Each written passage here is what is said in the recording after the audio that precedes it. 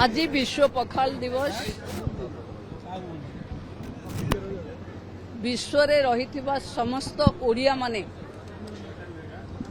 निज पखाल कंसार परिचय विश्व रे देइथिबा कारणरू सेमानंकु कृतज्ञता जणाउछि एवं पखालर वैज्ञानिक तत्व रे आज आम लाइफ स्टाइल को जेभली रोग आक्रांत करिछि पखाल ही ताठू आमको मुक्ति दे पारिबो।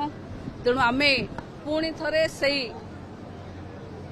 पखाल कंसा मो जीवन धन को फेरिबा को पड़िबो, मार पखाल को खोजिबा को पड़िबो एवं युवा पीढ़ी माने समस्ते निज लाइफ स्टाइल रे पखाल को शामिल करबा पई मो अनुरोध करू। पखाल को जीआई टैग पई अनुरोध करा छिबो कि कारण जेहेतु वर्तमान विश्व दरबार प्रतिष्ठा हेलानी सरकार मध्ये आसीछथि अस्मिता देखो पखाल आमर कारण आम प्रभुंकर 56 भोगरे भी पखालर महत्व अच्छी।